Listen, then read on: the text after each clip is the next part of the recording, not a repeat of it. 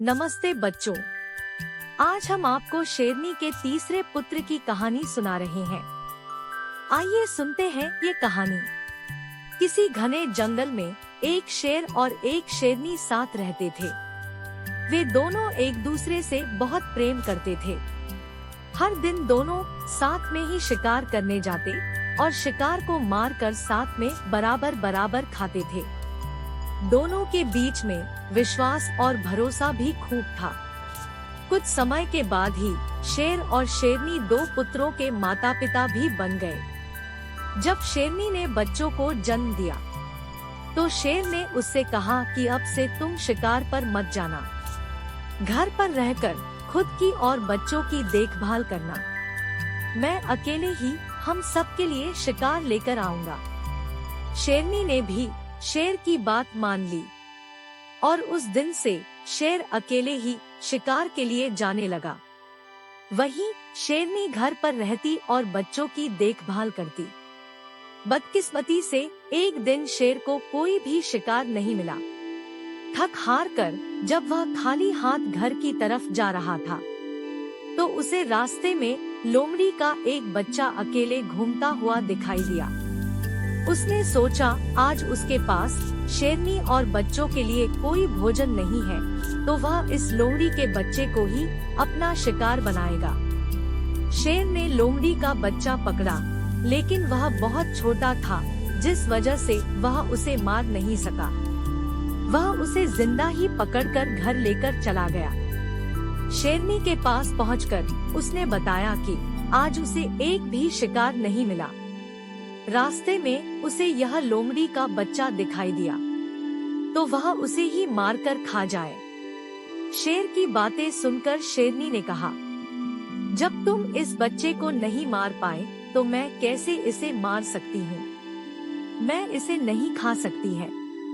इसे भी मैं अपने दोनों बच्चों की ही तरह पाल पोस कर बड़ा करूँगी और यह अब से हमारा तीसरा पुत्र होगा।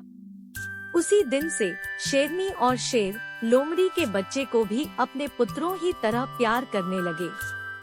वह भी शेर के परिवार के साथ बहुत खुश था। उन्हीं के साथ खेलता कूदता हुआ बड़ा होने लगा। तीनों ही बच्चों को लगता था कि वह सारे ही शेर हैं। जब वह तीनों कुछ और बड़े हुए तो खेलने के लिए जंगल में जाने लगे। एक दिन उन्होंने वहाँ पर एक हाथी को देखा। शेर के दोनों बच्चे उस हाथी के पीछे शिकार के लिए जाने लगे। वहीं लोमड़ी का बच्चा डर के मारे उन्हें ऐसा करने से मना कर रहा था, लेकिन शेर के दोनों बच्चों ने लोमड़ी के बच्चे की बात नहीं मानी और हाथी के पीछे लगे रहे। और लोमड़ी का बच्चा वापस घर पर माँ शेरनी के पास आ गया। कुछ देर बाद जब शेरनी के दोनों बच्चे भी वापस आए तो उन्होंने जंगल वाली बात अपनी माँ को बताई। उन्होंने बताया कि वह हाथी के पीछे गए, लेकिन उनका तीसरा भाई डर कर घर वापस भाग आया। इसे सुनकर लोमड़ी का बच्चा गुस्सा हो गया। उसने गुस्से में कहा कि तुम दोनों जो खुद को बहादुर बता रहे हो, मैं तुम दोनों को पटक कर जमीन पर गिरा सकता हूँ।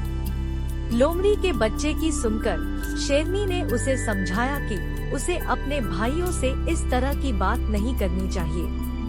उसके भाई झूठ नहीं बोल रहे, बल्कि वे दोनों सच ही बता रहे हैं। शेरनी की बात भी लोमड़ी के बच्चे को अच्छी नहीं लगी। गुस्से में उसने कहा, तो क्या आपको भी लगता है कि मैं डरपोक हूँ? और हाथी को देखकर डर गया था। लोमड़ी के बच्चे की इस बात को सुनकर शेरनी उसे अकेले में ले गई और उसे उसके लोमड़ी होने का सच बताया। हमने तुम्हें भी अपने दोनों बच्चों की तरह ही बड़ा किया है, उन्हीं के साथ तुम्हारी भी परवरिश की है, लेकिन तुम लोमड़ी वंश के हो और अपने वंश के कारण ही तुम हाथी जैसे बड़े जानवर को देखकर डर गए और घर वापस भाग आए।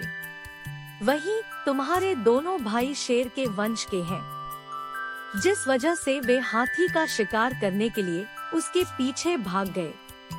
शेरनी ने आगे कहा कि अभी तक तुम्हारे दोनों भाइयों को तुम्हारे लोमड़ी होने का पता नहीं है। जिस दिन उन्हें यह पता चलेगा, वह तुम्हारा भी शिकार कर सकते हैं। इसलिए अच्छा होगा कि तुम यहाँ से जल्द ही भाग जाओ और अपनी जान बचा लो। शेरनी से अपने बारे में सच सुनकर लोमड़ी का बच्चा डर गया और मौका मिलते ही वह रात में वहाँ से छिपकर भाग गया।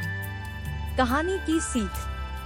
कायर और डरपोक लोग अगर बहादुर लोगों के बीच भी रहें, तो भी वह बहादुर नहीं बन सकते हैं। अगर आपको यह कहानी पसंद आई हो तो कृपया लाइक करें और अपने दोस्तों के साथ शेयर करें। और ऐसी ही मजेदार कहानियों के लिए हमारे चैनल को सब्सक्राइब करना न भूलें।